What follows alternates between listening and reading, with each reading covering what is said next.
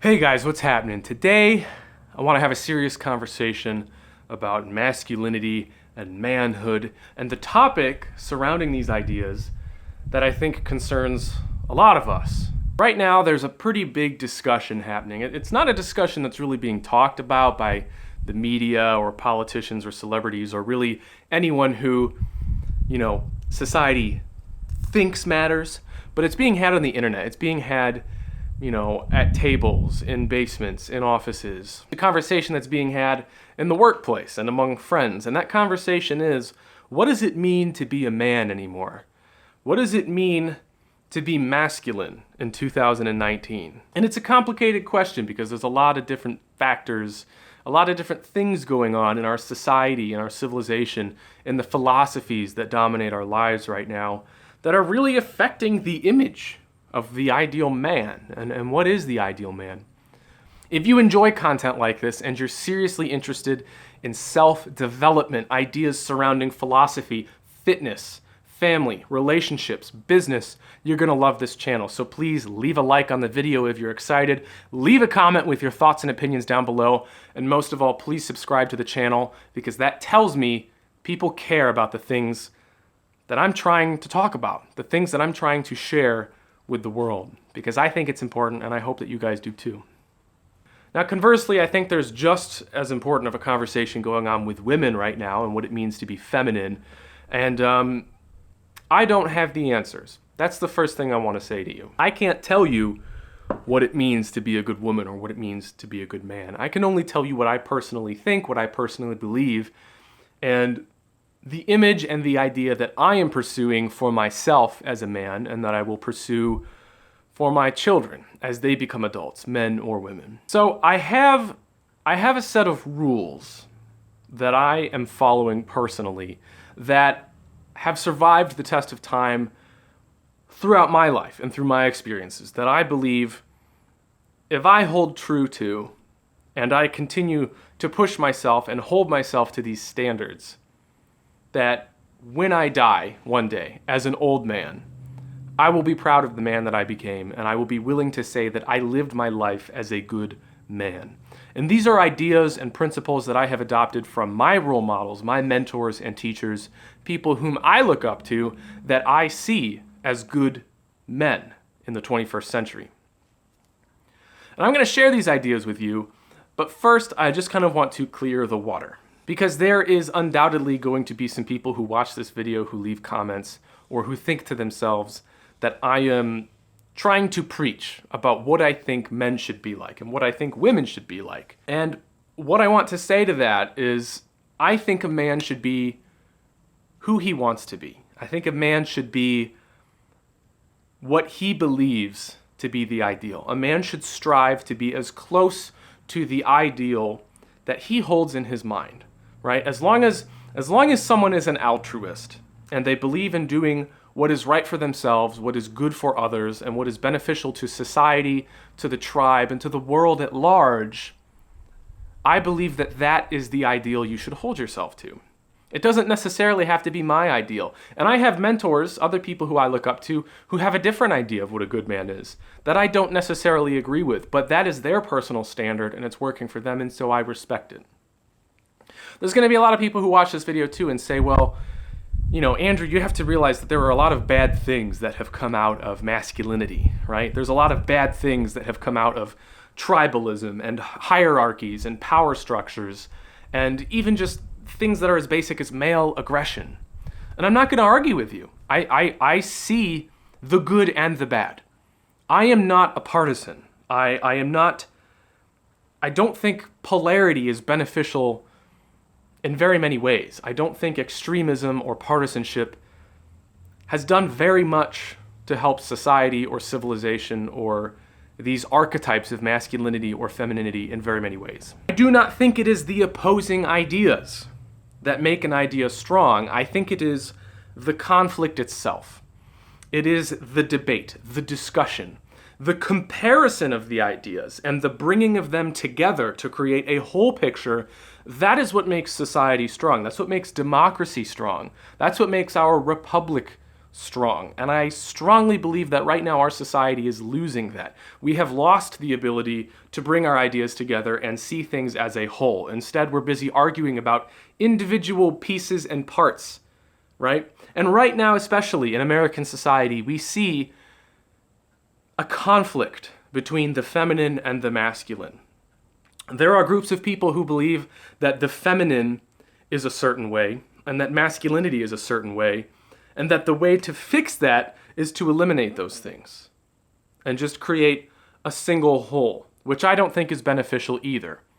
Because like I said, the benefit and the learning and the growth and the adaptation, the evolution of something happens when you bring the opposites together.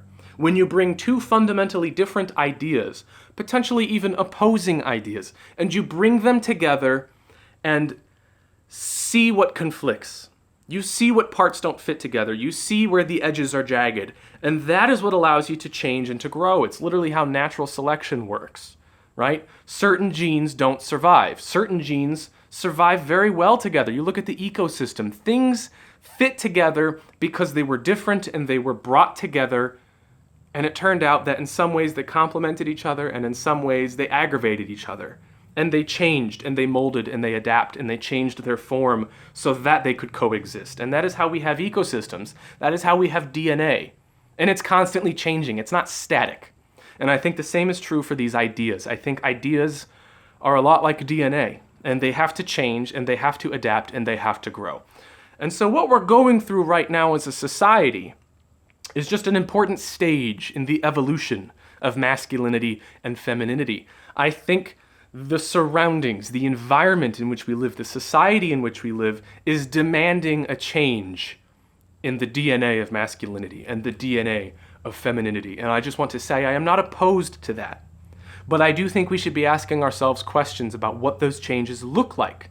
And instead of trying to polarize the two and differentiate them or eliminate them altogether and create a blended gray area, I think instead of doing either of those, we need to be asking ourselves, how can we help these things maintain their form, but adapt them and evolve them so that they fit together even better? It is not about right and it is not about wrong. It is not about feminine or masculine. It is about the wholeness, the togetherness. And the questions that we're being forced to answer for right now and being forced to ask ourselves are brought about by big social movements right now. Like, you look at the Me Too movement, right? And there's a lot of men's rights activists, the red pill community, MGTOW, right? There's a lot of people out there who think that it's not good. There's a lot of people out there who think it's not good at all. There are some people who think there's a little bit of good, but it's mostly bad. And there are some people who think it's half and half. And on the other side, you have women who think that the Me Too movement is the best thing that's ever happened for women. And they think it's all good. And then there are some women who think it's kind of good, but mostly bad, or mostly good, but kind of bad. And you have all these different groups who are failing to see the bigger picture here. Because I think it is good and bad. I think the Me Too movement is a reflection of the changes that need to happen right now between masculinity and femininity. Has the Me Too movement caused problems for men? Probably. Has it caused problems for some men who are good men? Probably. I don't have data on that. I can't tell you that. That's not my job to answer that question for you. And to be completely honest, it's irrelevant. Because the Me Too movement has done good and bad things for women as well. There were monstrous men who had real positions of power who were abusing those positions and abusing women. They deserved to be called out. And all the other men who might not be as powerful, who might not have been as bad but still did bad things, they needed to be called out too. This is something that needed to happen, otherwise it wouldn't have happened. Nothing in nature that's difficult or uncomfortable or challenging of the status quo happens by accident. These things happen because they have to happen. And our society reached a tipping point where women had had enough and men had gone too far. And so this happened. And we have to deal with those consequences. We have to deal with the fallout, and we have to look for the meaning and try to understand how to read this and try to extrapolate the data, right? Because there's data there and it's telling us what needs to change. But the key here is not to ignore what's happening right now and what will happen in the future. The key is to look at that stuff as data and interpret it in a way that gives us information that can make us better, no matter what we choose to be. Whether we want to be a feminine man, a masculine woman, a feminine woman, or someone who disregards gender altogether, it doesn't matter. This data is important to us, and it's telling us something. Now that I think you understand my personal philosophy about this particular topic a little bit better, at least I hope you understand it better, I can talk about the rules that I am living by as someone who is masculine in the 21st century, trying to be a good man, right? Because I have a wife, I have 2 daughters, I plan on having more kids, I want to have a large family, I own a company. I want to be a good business leader to my clients, to my employees. I want to be a good man who is a leader, who is respected, who does what is right.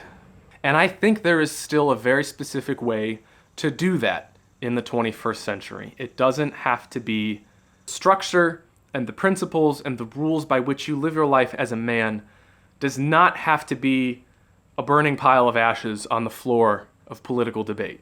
It does not have to be a melted puddle, right, in the basement of society. This is something that you can still structure your life around.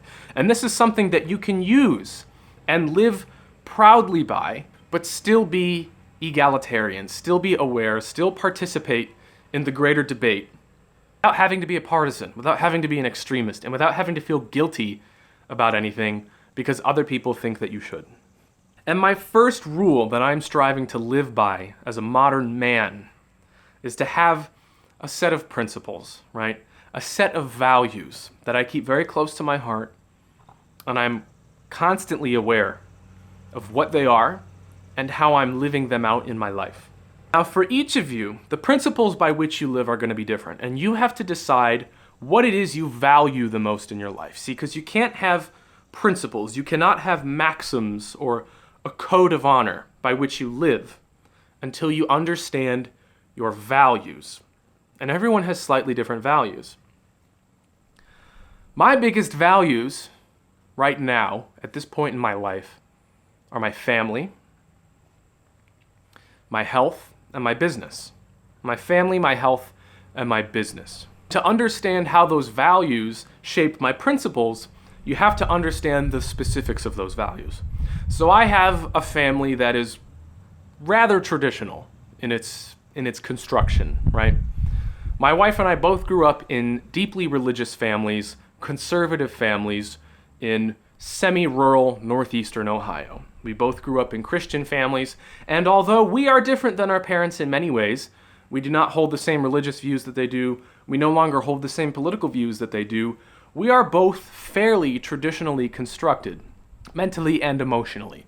And so we have chosen to share a more traditional family makeup together. It didn't start out that way because my wife was the breadwinner for many years before I got my act together and built my company. But now she's a stay-at-home mother. She works mostly on raising the children. She does work around the house. She helps me with the business. She owns part of it. And I make most of the money, and I handle the professional issues, and I tend to be the leader in the family. My wife is very nurturing. She loves being a mother. It's like the one thing that she wanted. She didn't want to work. She was kind of pressured into getting her education and getting a degree and going to a full-time job, and she ended up hating it. And once I was in a position where she could quit that job and come home and be a full-time mother, she found her purpose. She found what she really wanted to do with her life, and she's the happiest she's ever been. And I'm the happiest I've ever been because I was able to give that to her. And I'm now pursuing my goals, which are professional and business oriented, and I also get to be a family man and have my family around me all day, every day. And so this is just the structure that works for us. That's the kind of family we want. I want to raise my children to be free thinkers. I don't necessarily care what they become or how they become it. I don't care if they decide to change their identity or if they have different political views than me or different religious views than me. I do not really care about the outcome. I care about the process because that's my job as a man. I see that as my job as the father, the leader of this family. I need to set an example for them and teach them how to think for themselves. Teach them how to make their own decisions and choose their values and create their principles. I want to teach them work ethic. I want to teach them how to be leaders and how to act around people, how to hold a conversation, how to make a good impression, how to be charismatic, how to clearly communicate your ideas so that they don't have problems that they sweep under their rug. I want to build their confidence and teach them how to earn the things in life that they want. There are very, very specific things that I want to teach my children, not just through verbal education, but through setting an example. Things that I wasn't taught when I was a kid that I know would have benefited me. I want to be better. And that should be the goal of every teacher, every mentor, every coach, every parent. It should be to make your child, your client, your student better than you were. That's the only goal. That's the only goal of a teacher and of a leader, is to make the people who are learning from you better than you were. So that's an idea of what I want for my family. My health goals are not that complicated. If you've been following my channel or my Powerlifter to Ironman series, you know that I'm focused the most on just good health, disease prevention, and longevity. I also, kind of as secondary goals, just want to look good. I want to be strong and muscular, and I want to be physically fit so that if the occasion ever arises where I'm depending upon my physical fitness for survival or the protection of my family or the protection of my country, I am able to provide that, because any good, able-bodied person who is a responsible citizen should see the potential role that they could one day play in the survival of the tribe or the species or the country, and be ready to take that upon their shoulders and bear that burden. I think a good man is well aware that his health and fitness is important to the world around him, to the people he loves. And if you are neglecting your health, if you're neglecting your fitness, you're not being a good man. You're being lazy. You're being entitled. And you're not going to be there for the people who need you the most. If the occasion ever arose where you were needed, would you be able to deliver? Are you healthy enough? Are you fit enough? Are you strong enough? Fast enough? Are you a good enough leader? Do you make decisions quickly? These are the types of things that I want to be prepared for. There was an Eastern philosopher, it may have been Confucius, you can correct me in the comments if I'm wrong, but he once said, "It is better to be a warrior in a garden than to be a gardener in a war." And there's no reason to not live that way, even in the 21st century. We have no idea what challenges await us in the coming decades, and I want to be fit and prepared. And that is largely what my fitness and health goals are based around. And my business goals are simple. I want to serve my clients. I want to serve the greater population at large with advice, with coaching, with leadership, and with information and wisdom. And I may not have as much wisdom as I will a decade or 2 decades from now, but part of that process is starting, part of that process is jumping in, and so I make sure that the principles around this particular value about my business and my career are centered on work ethic and learning and diligence. And I'm not too hard on myself when I fail, because failing is part of the process. With all of these, mind you, you will fail a lot. So we understand my values, and now the principles that we build around those values reinforce the values by setting boundaries, by setting rules and guidelines by which we live that allow us to live those values and exemplify those values to ourselves, to our family, and to the people around us. So I'm not going to tell you all of my specific principles, but I will tell you that I try to live my life as a Stoic. And if you're not familiar with Stoicism as a philosophy, I highly recommend you look into it. I plan on putting out more videos in the future about Stoicism so you can learn more about it and how I practice it. But it's basically a philosophy that says you are not affected by external circumstances. You're not affected by fear of judgment or criticism. You're not affected by bad things that happen to you. You stay positive, you work hard, you stay disciplined. You don't let the world weigh you down, because a good man is a leader, and a good leader is not weighed down by external circumstances. A good leader realizes that the things he has the most control over are the things that he thinks and does. And that has nothing to do with other people. It has nothing to do with the world. It has nothing to do with politics or what people are saying on the television. It only has to do with you and how you want to live your life and what values you want to protect. Not only do I do that, but I try to practice discipline and hard work every day. I try to work just a little bit harder every day and get a little bit more done every day. I have a very vigorous exercise routine. For the last month, I've been running 3 miles every day, and several times I have run 6, 10, and 13-mile runs because I'm training for an Ironman. The Ironman is a goal that allows me to accomplish something that's very, very difficult that less than 0.5% of the world's population could ever dream of doing. And it also ensures longevity, because doing an Ironman proves that I have a very healthy cardiovascular system. It's going to bolster my immune system. I will live longer because of this, and I will be a stronger, better, faster person. My exercise routine keeps me disciplined. It gives me more energy. It increases my metabolism, which makes me a better business person and a better father. All of the rules and principles by which I live reinforce and support the values that I care the most about. And that's the first step to being a good man in the 21st century. How to differentiate yourself from all of the boys, the children. The second step to living your life as a good man in the 21st century and not being a child anymore, the second step is more difficult.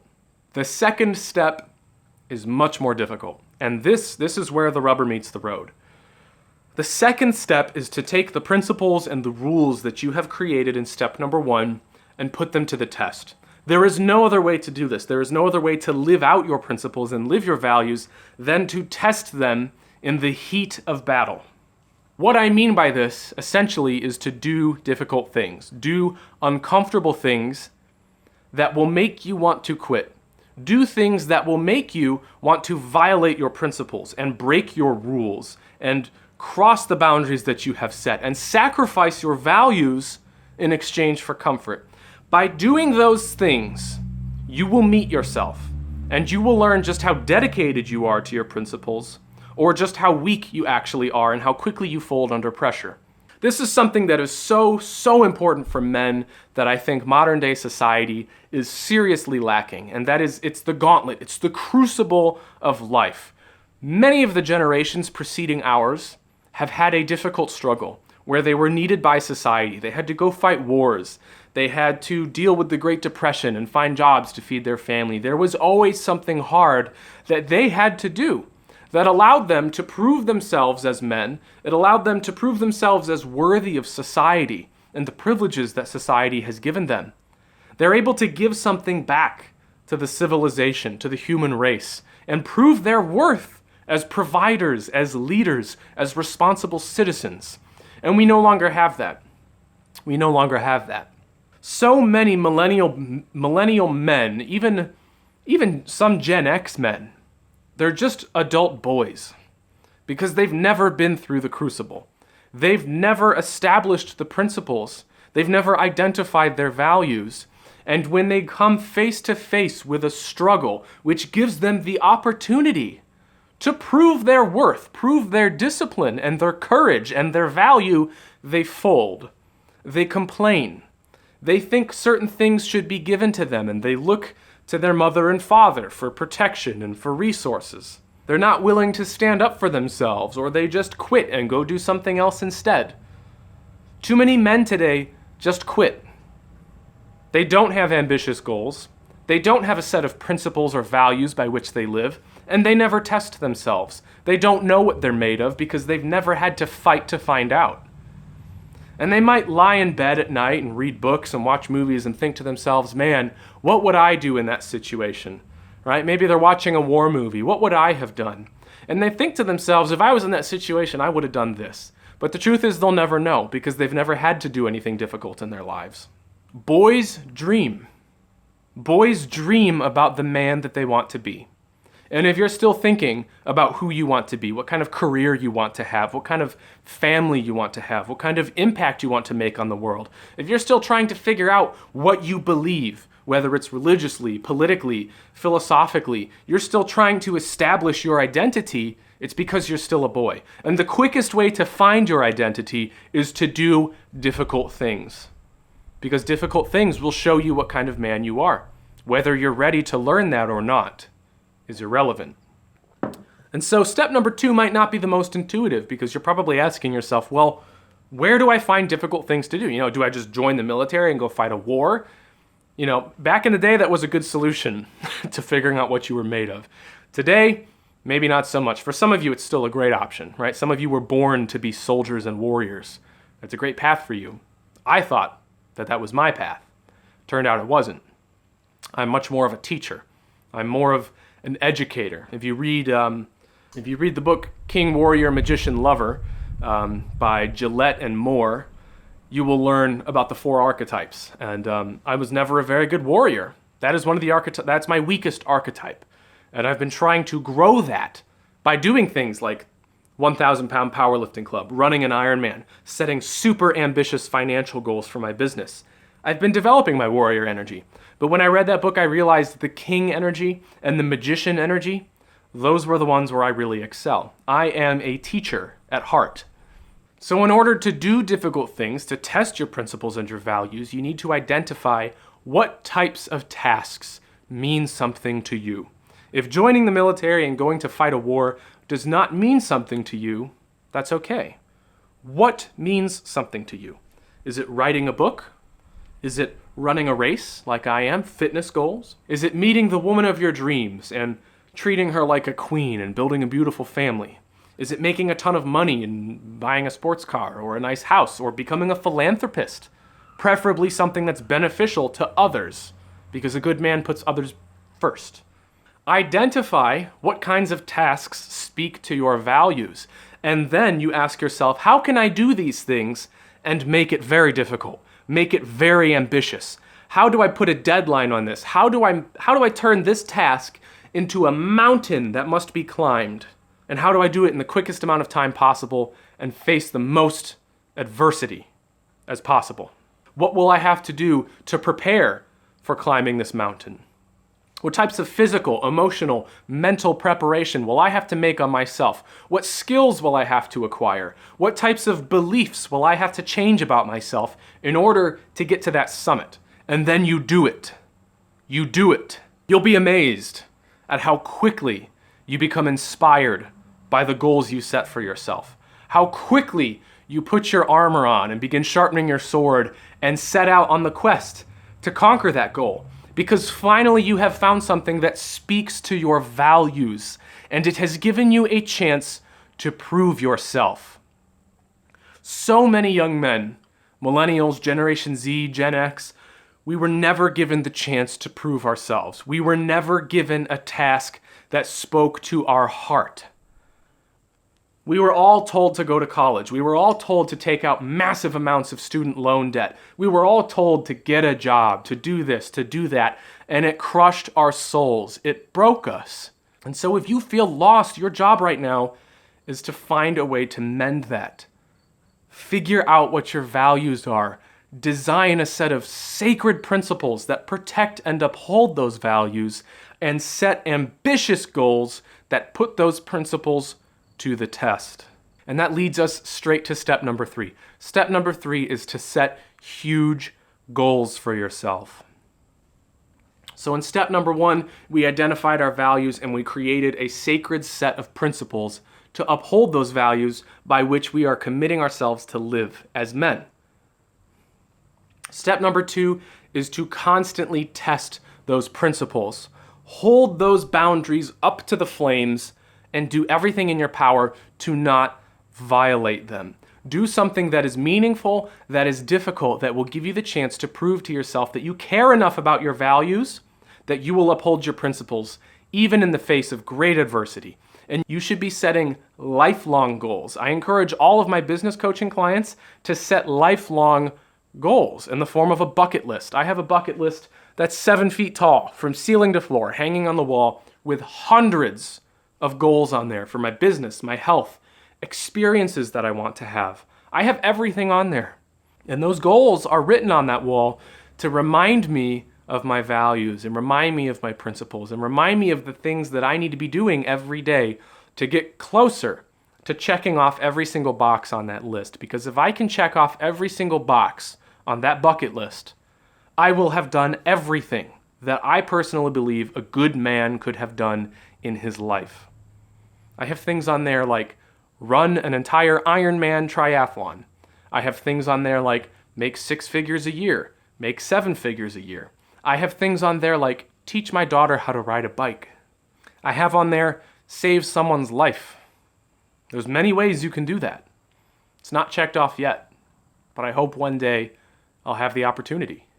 If you can set really big goals that are difficult, that will test your principles, and give you a chance to prove to yourself that you actually do have values and you have a set of rules by which you live, you will begin to prove to yourself, to the people around you, and to society at large that there are still good men walking the earth today. Even in Western civilization in the 21st century, there are good men who can still stand up for certain old world values that still mean something today, but also be flexible and adaptable to the way that the human race is changing and the way that society is changing. You can be a hybrid.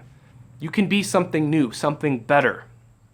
Because there are still good men. Masculinity does still mean something. Your values and your principles should still mean something to you.